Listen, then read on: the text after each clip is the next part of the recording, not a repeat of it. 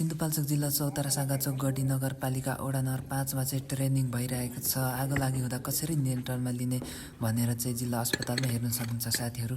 Training प्राप्त भएको नेपाली सेना र नेपाली प्रहरीले चाहिँ ट्रेनिङ दिइरहनु भएको छ। जुन कार्य अहिले भइरहेको छ होजलाई ल्याइङ गरिसके पश्चात यसमा होजमा दुईवटा भाग हुन्छ, एउटा मेल भाग र अर्को फिमेल भाग। यो मैले हातमा समातेको होजको मेल भाग हो। कप्लिङलाई बाहिरतर्फ प्रेस गरिदिने र यसलाई फिट गर्न सकिन्छ। अहिले सही तरिकाले होजमा ब्रान्च फिट भइसकेको छ, जसलाई घडीको केही उल्टो स्वरूप घुमाइदिए पश्चात पानी सुचारू हुन्छ। पानीको गेट पनि खोलिन्छ र ब्रान्चलाई आगोको जरोतर्फ लक्षित गरी लगाइन्छ।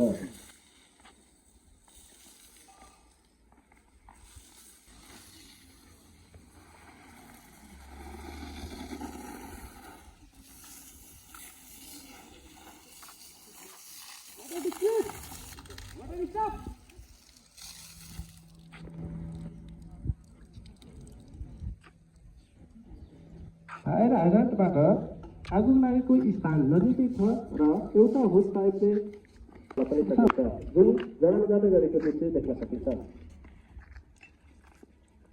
यदि हामीसँग दमकल उपलब्ध छ भने एउटा दमकलमा 4000 लिटर पानी अट्ने क्षमता रहन्छ, जसमा 3500 लिटर पानीको मात्रा र 500 लिटर फमको मात्रा प्रयोग गरिएको हुन्छ, ताकि पेट्रोलियम पदार्थमा पनि आगो लागि हुँदाखेरि उक्त फमले निवारण गर्न सजिलो होस्। यदि अन्य ए, बी र सी प्रकारको आगो लागेको छ भने त्यस्तो अवस्थामा हामीले एउटा होजको लम्बाइ जम्मा 30 मिटर हुने गर्दछ। यदि पानीको स्रोतदेखि आगो लागि भएको स्थान धेरै टाढा छ भने हामीले एउटा होजमा अर्को होजलाई जोडेर पनि लामो दूरीसम्म आगो नियन्त्रण गर्न सकिन्छ। यसरी नियन्त्रण गर्दा 300 मिटरसम्म होजको प्रयोग गर्न सकिन्छ र एवं रीतिले कर्मसे हामीले 9वटा होजसम्म जोड्न सकिन्छ। त्योभन्दा बढी जोड्यो भने हाम्रो पानीको प्रेसरले फोर्स नजाने भएको हुनाले 9वटा होजभन्दा बढी होज जोड्न सकिँदैन। यस होजलाई जोड्नेको तरिका मेरो हातमा भएको होजको मेल भाग र अघिल्लो जोड्नेवाला होजको फिमेल भागलाई एक समानान्तर गरी मिलाउनु पर्दछ। अर्को होजको फिमेल भाग र आफूसँग भएको होजको मेल भागलाई फिट गरिदिने। अहिले दुई होज जोडिसकेको छ। यस पश्चात आगो लागि भएको इलाकातर्फ होजलाई बिछ्याउँदै गइरहनु पर्छ।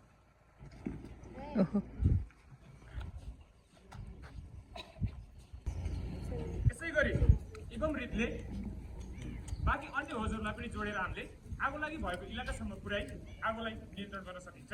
अब आगो लागि नियन्त्रण भइसकेपछि बिछाएको होजलाई फोल्ड गर्नुपर्दछ। होजलाई अलग गर्दा जुन फिमेलवाला होजमा दुईवटा कप्लिङ रहेको हुन्छ, यस कप्लिङलाई बाहिरतर्फ तानिदिने यो अनलक हुन्छ। यो कपडाबाट बनेको होज भएको कारणले यसभित्र पानी रह्यो भने हामी यसलाई बेर्न असजिलो हुन्छ। त्यसै गरी यसभित्रको पानीले गर्दा कपडाको भएको हुनाले छिटो कुहिने र यो बिग्रिने भएको हुनाले हामीले यसभित्र रहेको पानीले फाल्नको लागि फ्लोइङको कारवाही गर्नुपर्दछ। यस प्रकार गरिन्छ।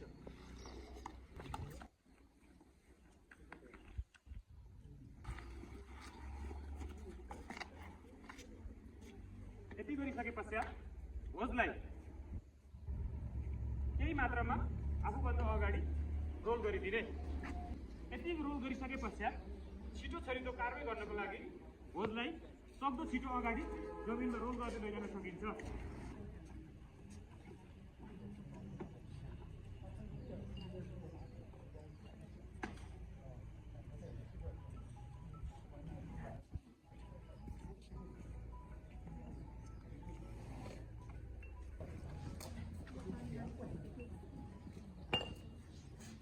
हामीले दुईवटा होजको प्रयोग गरेको हुनाले दुईवटा होजको भित्र रहेको पानीलाई फ्लोइङ गरेर बाहिर फ्याँक्नु पर्दछ।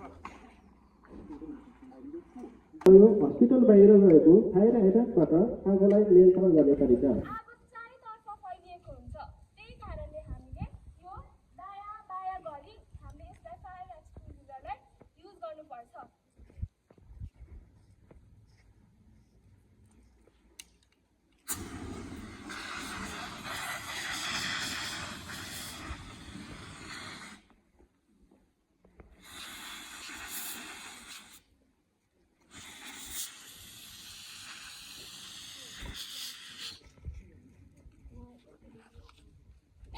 जेनेरेटर घरमा लागेको आगो प्राथमिक तहमा फायर एक्सटिङ्ग्विसरको प्रयोग गरी नियन्त्रण गर्न खोज्दा आगोले धन विकराल रूप लिँदै हस्पिटलको आगोलाई कसरी निभाइन्छ भन्ने डेमो विभिन्न स्कुलबाट आउनुभएका एसएससीका विद्यार्थी भाइ बहिनीहरूद्वारा प्रदर्शन हुँदैछ।